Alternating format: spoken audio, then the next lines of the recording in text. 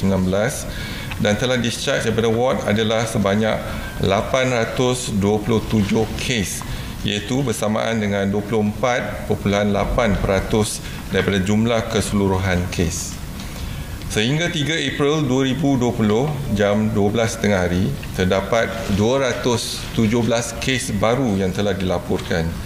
Ini menjadikan jumlah kes positif COVID-19 di Malaysia adalah sebanyak 3,333 kes.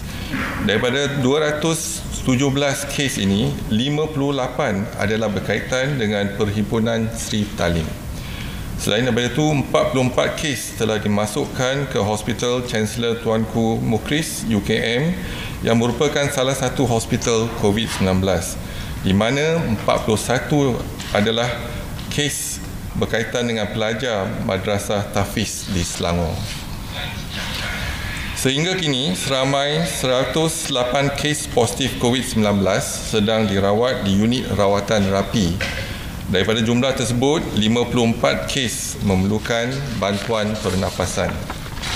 Daripada maklumat terkini yang dilaporkan ke CPRC Kebangsaan, duka cita dimaklumkan bahawa sehingga kini terdapat pertambahan 3 kes kematian berkaitan dengan COVID-19.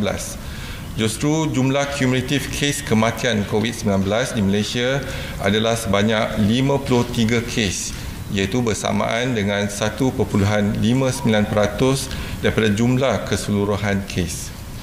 Kes kematian ke-51 iaitu kes 2,561 merupakan perempuan warga negara Malaysia berumur 84 tahun dan mempunyai latar belakang penyakit jantung. Beliau telah dirawat di Hospital Sungai Buloh pada 12 Mac 2020 dan kemudian dirujuk ke Institut Jantung Negara. Beliau telah meninggal dunia pada 2 April 2020 jam 1.07 tengah hari. Kes kematian ke-52 iaitu kes 2,122 merupakan lelaki warga negara Malaysia berumur 52 tahun. Beliau telah dirawat di Hospital Tuanku Jaafar Negeri Sembilan pada 18 Mac 2020 dan disahkan meninggal dunia pada 3 April 2020 jam 7.55 pagi. Kes kematian ke-53 iaitu kes 2034 merupakan perempuan warga negara Malaysia berumur 73 tahun dan mempunyai latar belakang penyakit kencing manis, darah tinggi, penyakit jantung dan penyakit buah pinggang. Beliau telah dirawat di Hospital Raja Permaisuri Bainun, Perak pada 24 Mac 2020 dan disahkan meninggal dunia pada 3 April 2020 jam 9.30 pagi. Kementerian Kesihatan Malaysia mengucapkan takziah kepada semua ahli keluarga mereka. Kementerian Kesihatan Malaysia ingin melahirkan penghargaan yang tidak terhingga kepada semua anggota kesihatan Kementerian Kesihatan Malaysia, semua anggota kesihatan swasta dan juga badan bukan kerajaan, terutamanya mereka yang berada di barisan hadapan bekerja keras dalam menghadapi pandemik COVID-19 demi kepentingan negara. Kementerian Kesihatan ingin memaklumkan bahawa sehingga 2 April 2020 jam 12 tengah hari dilaporkan bahawa terdapat 138 anggota kesihatan Kementerian Kesihatan yang telah dikesan positif COVID-19. Berdasarkan siasatan setakat ini, tiada kes yang berpunca daripada pengendalian dan rawatan kes yang disahkan positif daripada ward COVID-19 ataupun unit rawatan rapi di fasilitis Kementerian Kesihatan Malaysia. Daripada jumlah tersebut, punca-punca jangkitan adalah 58 kes, iaitu 42% berkaitan dengan majlis perkahwinan yang dihadiri oleh individu yang mempunyai dan juga menghadiri perhimpunan di Sri Petaling. 14 kes iaitu 10.1% berkaitan dengan pesakit severe acute respiratory infection dan kes bergejala ringan di mana mereka tidak tahu atau tidak memaklumkan status mereka. 2 kes daripada kumpulan ini tidak memaklumkan yang mereka telah menghadiri perhimpunan di Sri Petaling. 9 kes iaitu 6.5% by the contact dari kontak dengan ahli keluarga yang positif COVID-19. 6 kes 4.3% dengan sejarah melawat ke luar negara dan 4 kes 2.9% daripada rakan yang positif COVID-19. 3 kes iaitu 2.2% dari pendedahan semasa aktiviti saringan di lampangan dan 2 kes 1.4% telah hadir Perhimpunan Isteri Petaling. Baki iaitu 42 kes bersamaan dengan 30% masih dalam siasatan punca jangkitan COVID-19. Semua anggota kesihatan dan barisan hadapan termasuk pengamal perubatan swasta dan NGO yang merawat pesakit perlu menggunakan penutup hidung dan mulut.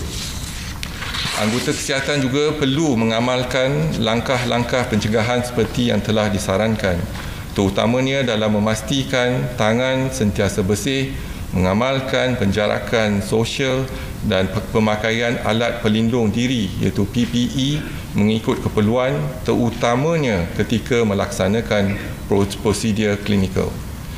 Kementerian Kesihatan juga menyeru supaya orang ramai yang datang untuk mendapatkan rawatan memberi maklumat secara jujur dan tepat mengenai sejarah kontak rapat kes positif COVID-19 ataupun kehadiran ke mana-mana perhimpunan dan sejarah perjalanan ke luar negara.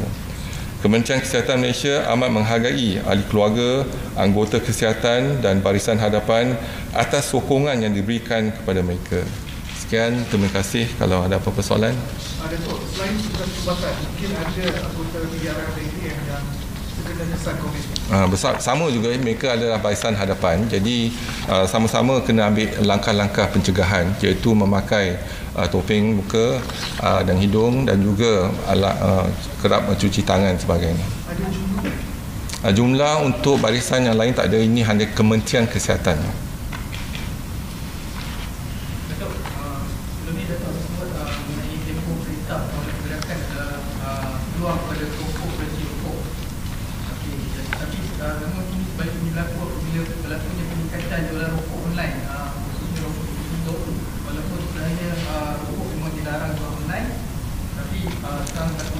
Kita sedia maklum akan penjualan rokok secara online, tetapi apa yang tindakan yang kita sekarang ni menasihatkan semua orang kalau boleh ambil peluang ni untuk berhenti rokok dan juga tindakan yang seterusnya kita akan ambil untuk yang penjualan online.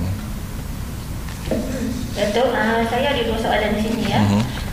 Semalam Menteri Kesihatan dah bagi tahu yang semua masyarakat, semua rakyat Malaysia dari luar dan juga individu yang masuk ke Malaysia wajib dikuarantin 14 hari mulai hari ini.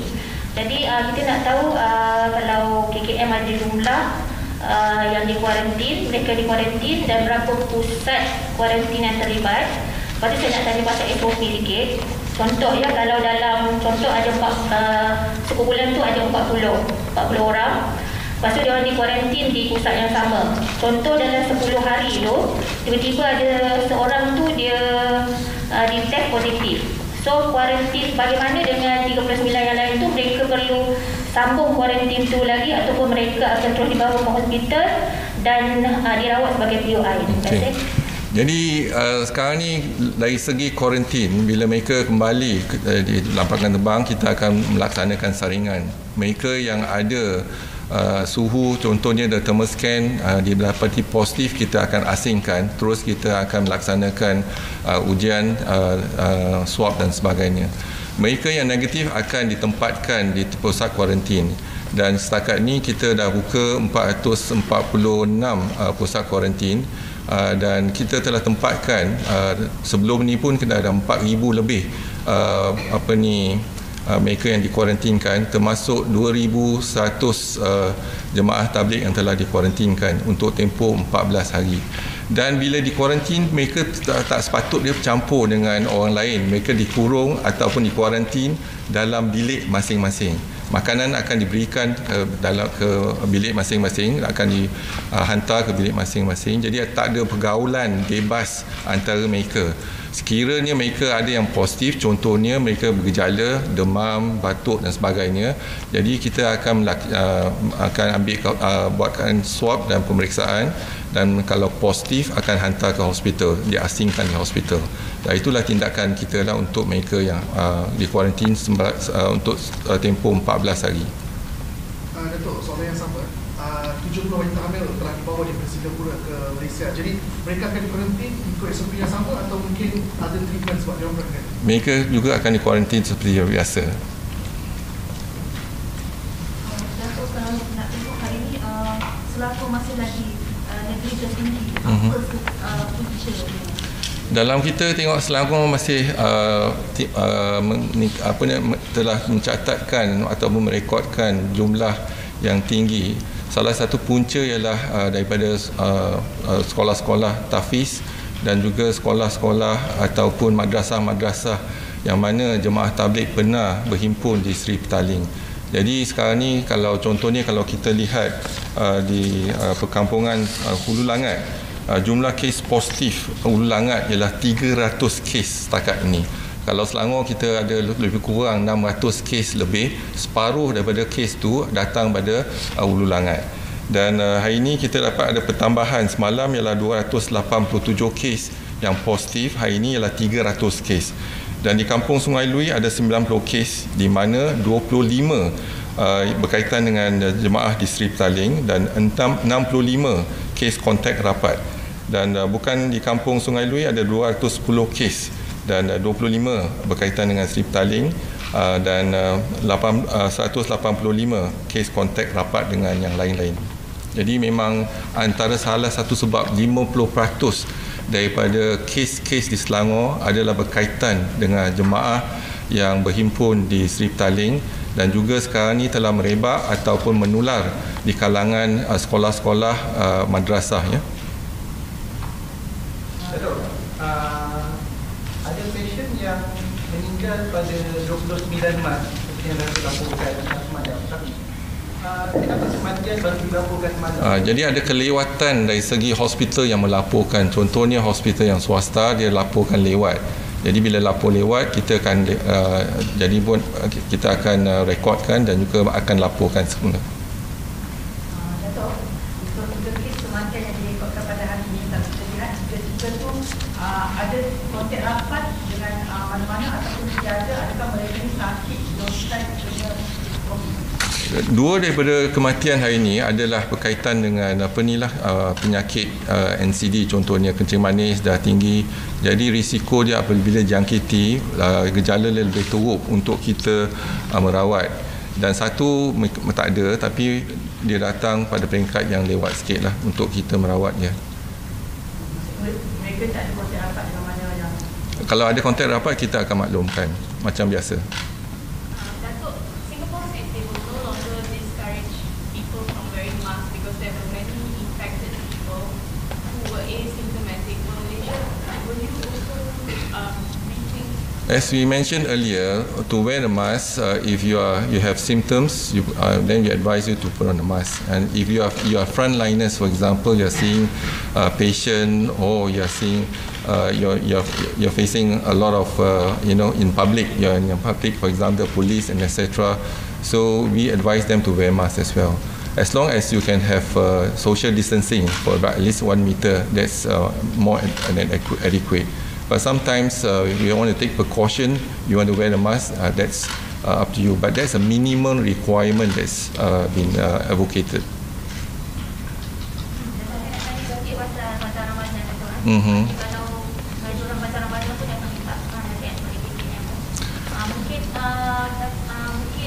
Boleh buat keputusan awal walaupun PKP tamat. Mungkin Ramadan sejak diadakan dulu.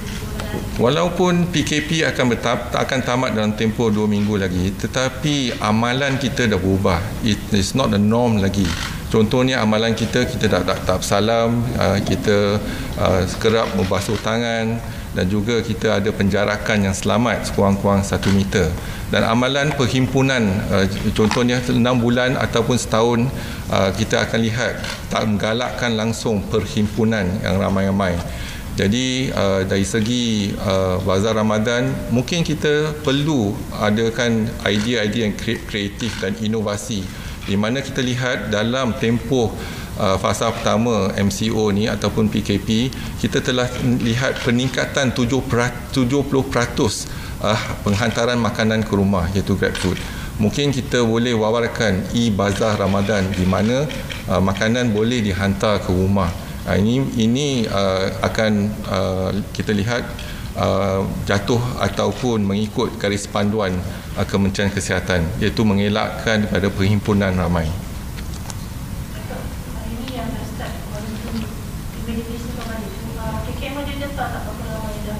Setakat ini kita tak ada data lagi, tapi kita akan kumpul mungkin besok ataupun lusa dan lihat berapa ramai yang akan dikuarantinkan. Saya dipahamkan ada yang dikuarantin di pusat yang telah dikenal pasti oleh kerajaan, dan juga ada yang mampu dia akan pergi ke hotel, dan ada beberapa hotel yang telah dikenal pasti untuk kuarantin.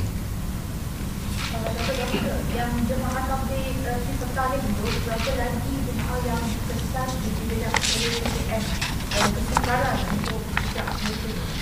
Daripada data yang kita ada untuk peserta perhimpunan di Sri Petaling yang disaring sekarang setakat ni ialah 19,032 kes, dan bilangan sampel yang telah diambil ialah 15,970, dan kes positif untuk jemaah yang jemaah di Sri Petaling ialah 1,465 kes positif, dan bilangan yang negatif ialah 10,213. Yang kes pending, berarti keputusan tak balik lagi, ialah 4,292, dan masih belum disaring lebih kurang 3,000 lagi.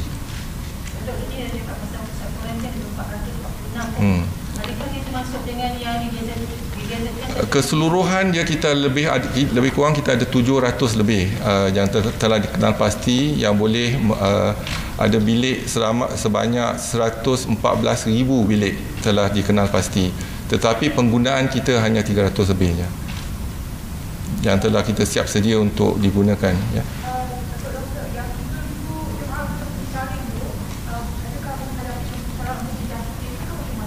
Mungkin ada yang tak kembali lagi, mungkin ada yang keluar negara. Contohnya yang kita tahu pergi Sulawesi, pergi Masjid India, dan mungkin jemaah tu keluar 40 hari, jadi tak balik lagi, keluar 40 hari luar negara. Jadi kita masih memantau dan kita ada rekod, dan diharapkan apabila mereka kembali, mereka akan disaring dan juga akan dikuarantinkan 14 hari, ya. Datuk, today the number of cases once again is above 200. I think this is the third time we have 200 and above. Is this what you talk about, peaking of cases, and what is it that contributed to this? Is it because of the EMCO or people returning, which is the biggest factor? So this is not what we expected, because we expected the increased third wave is actually mid of April, basically from the imported cases. But for the slight increase to 218, normally we get about 140. This is because of our enhanced MCO. Once we are doing the enhanced MCO, we are screening the whole community in kampung. For example, in kampung Sungai Lui, there's 5 kampung Melayu and 2 kampung orang asli, and there's also Tafiz school in that area. So now, because we are doing the screening, we managed to pick up 41 Tafiz student in that area, and as well as in Tafiz student in Sri Petaling, and both 41 cases been detected positive and admitted to the hospital. And that's the reason why we are doing active case detection, meaning we trace them, we test them, we isolate, as well as we treat them. So we shouldn't worry about this slight spike? It's expected because of our active case detection. Yep. And also our lab capacity now, so we also depends on lab capacity. We have increased to 43 labs so far. We started only about 3,000 cases or 3,000 samples per day in 18 of our hospital. Now hospital, we have 12 hospital plus another 2, that is Hospital Sibu and Hospital Queen Elizabeth, total about 14 cases. And then we have 1 IMR and 5 public health labs. So in total 20. We have 7 private labs, so 27. And we have 1 Malaysian Genomes Institute, we have 1 from Angkatan Tentera, and we have 14 labs from the university. So in total, up to date, we have 14 labs. But the capacity in the university, 14 labs, they have just started. So we give them a few days for them to increase the capacity to, we expect them to do about 2,000 or 3,000 cases in maybe next couple of days. So we can increase the capacity at least to 16,500 using the RT-PCR test. So that's important for us to use the RT-PCR test. And at the moment, we tried our best to verify the antigen test kit, but so far, we do not have any test that is actually have a high accuracy. So we hope that we'll continue to test a few more test kits. If the accuracy is more than 75 to 80%, then that would be the best for us to use that. But now, I think the latest is only 56%. But having said that, what is more important, the question is, are we testing adequately for our population or community? So this is a big question being asked. So we fall back on the WHO guideline saying that, if you test, if you are doing the test in the community and there's more positive cases be detected, that shows that there's a sign that there are many cases undetected in the community. So if, for example, if I'm doing 100 tests, 80 positive, that shows that in the community there are many more positive not detected. But the benchmark of WHO is that if you do 100 tests, then you can pick up 10 positive. That means 10%. If you have 10% positive, that is adequate in terms of screening and testing for the community. So we stand at 7%. 7%, if we look into our census, whereby total tests that's been done to date is 45,378 tests has been done. And our positive is 3,333. And that accounts for 7.3%. Then we do have pending cases, about 7,000 tests that has not been verified yet, whether positive or negative. Now, if we minus the pending cases, that we stand at 9%. So 9% falls almost like 10% within the benchmark of WHO. So which means in our community, our testing is adequate. We do not expect to test 30 million of our population, but at least this is a sample that the guidelines given by WHO. If we test 10 tests, 1 positive, then that shows that we are within the benchmark of WHO. Betul, nak tanya tu. PKM ada tak SOP untuk menepuskan CCTV sebab ada komplain daripada operator bahawa benda tu dibuang itu saja? Tak ada, kita ada tata cara kita untuk melupuskan PPE dan bahan-bahan kimia dan sebagainya. Memang ada kita kutip semua PPE itu, kita ada cara untuk kita mengambil tindakan untuk PPE tersebut. Kalau hospital macam mana dia susah nak kawal? Ya, kumpulkan, tutupkan PPE itu, hantar ke Kementerian Kesihatan, kita akan lupuskan.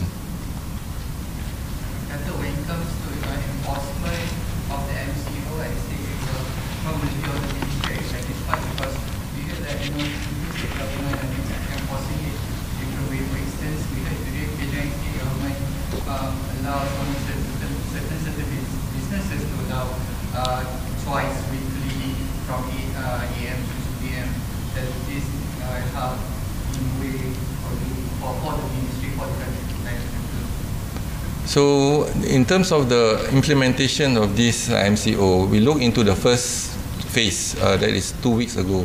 So how we implemented it, and we have it's a new experience for all of us. This is unprecedented in the history of public health. But more importantly, now today we are preparing for the worst, that is the mid-April. And this is also the prediction of World Health Organization, and also of several authors have predicted the same. But what's more important is for us to enhance the MCO in the hotspot area. So now we try to detect the hotspot area, and if possible, we enhance. We also realize that we have green area. There's no cases at all. For example, longhouses, orang asli, perkampungan orang asli. So they themselves, the community empower themselves to take care of the longhouses as well as perkampungan orang asli. So that's actually been encouraged because they protect their area so that the outsiders, for example, those have high risk are not coming into their kampung.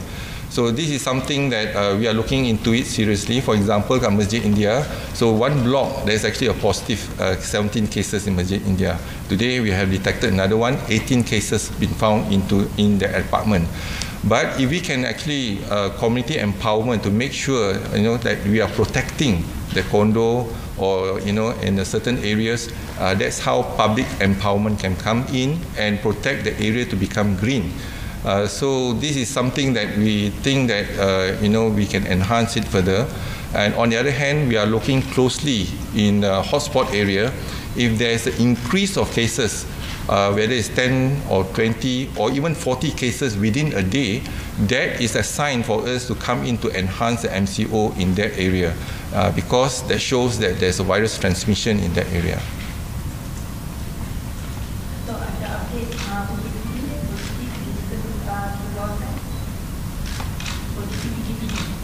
PK. Oh, yang 3 tempat tu. Ya, kita ada yang laporan di 3 tempat tersebut. Okay. Kalau kita lihat di Keluang, jumlah kes positif di Keluang semalam ialah 122 kes. Hari ini ialah 132 kes. Jadi daripada active case detection, kita telah mengesan ada 10 kes tambahan. Dan juga di Bandar Baru Ibrahim Majid, semalam kita laporkan 89 kes, hari ini ada 97 kes, ada pertambahan sikit. Dan lain-lain lokaliti 35 kes, semalam 33 kes. Dan pecahan ikut mukim, Ulu Benut 109 kes, Keluang 18, Macap 4 dan Nyoh 1. Untuk Ulu Langat, jumlah kes positif Ulu Langat adalah 300 kes. Semalam dilaporkan 287 kes. Kampung Sungai Lui 90 kes dan 25 berkaitan dengan Seri Petaling dan 65 kes kontak rapat. Dan bukan Kampung Sungai Lui ada 210 kes. Semalam kita laporkan 197 kes. Dan 25 berkaitan dengan Seri Petaling dan 185 ialah close contact ataupun kontak rapat. Dan untuk Menara Plaza City One, jumlah kes positif Menara City One adalah 18 setakat ini. Jadi penyiasatan masih dilaksanakan dan kita harap kita dapat kawal penularan penyakit COVID-19 di ketiga-tiga tempat ini. Datuk,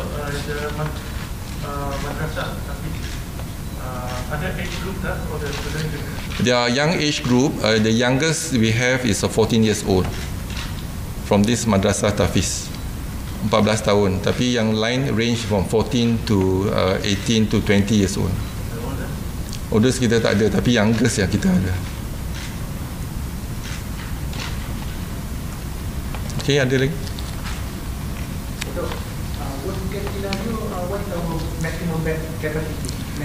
So beds wise, we have certainly increased our beds over the last couple of days. Last year, we looked into our hospital for screening. We have increased to 71 screening hospital. Before that was only 69 plus 2 university UKM and UM. And we have 40 hospital, COVID hospital, of which Kementerian Kesihatan 38, Hospital University 2, that is PPUM and PPUKM. And the beds, COVID hospital, I informed you it was 5292 before. So today we have increased to 6921 in terms of the beds. And critical care beds are 410. And ICU ventilators we have 634. Labs we have 43 labs at the moment. I just explained earlier just now. And we also have a 7 Institute Latihan Kementerian Kesihatan for those positive but asymptomatic and those positive with mild symptom. So we have used only about 10%.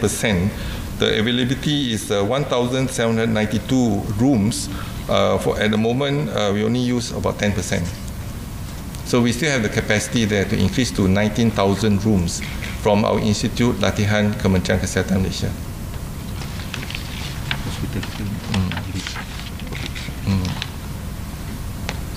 And then COVID hospital, we have 7 COVID hospital. At the moment, the utilization of beds is 39%.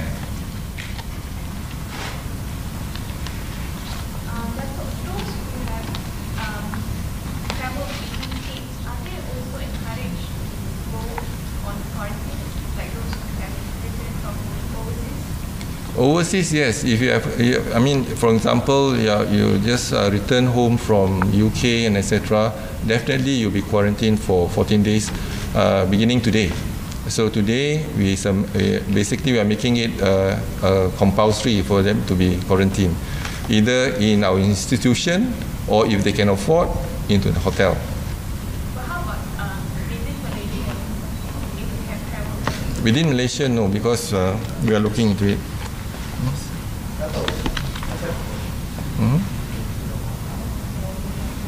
Okay, those kumpulan jawatan kuasa khas, this is the latest. I mean, those mengenai warga negara Malaysia yang transit ke Sabah and Sarawak, for example.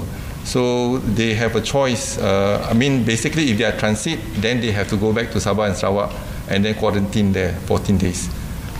So only for Sabah and Sarawak, they have to transit and goes back to Sabah and Kuching and KK, and then they'll be quarantined for 14 days. Otherwise, they'll be quarantined for 28 days. 14 days here and then go back to Kuching and then for another 14 days. So there's only 14 days.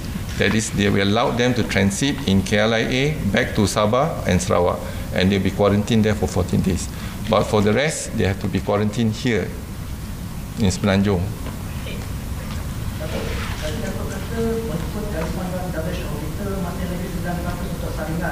Jadi maksudnya kita tak, maksudnya adalah kita rakyat Malaysia yang masih lagi positif dan belum lagi disalin. Tak, dia punya test tu kalau kita nak tengok kepadatan dia, kalau kita test banyak positif, berarti banyak lagi yang perlu ditest di komuniti. Contohnya kalau you buat 100 test, ada 50 positif, ada 60 positif, berarti ini bermaksud banyak lagi positif di komuniti yang tak diuji lagi ataupun tak dikesan lagi. Alright? Tapi yang ratio yang paling bagus ialah setiap 10 test yang dilaksanakan, 1 positif. Berarti yang kalau kepadatan macam tu ataupun ratio begitu, maka maksud dia berarti kita telah melaksanakan ujian dengan sewajarnya untuk komuniti kita. Jadi tanda aras ialah ratio 10 tak 1, 10 negatif 1 positif. Ataupun 10% lah. Kita dalam 7-9% lah. Kalau kita ambilkan semua, jadi 7%. Tapi kalau kita tolak yang pending, 9%. Okay. Alright, terima kasih. Ya.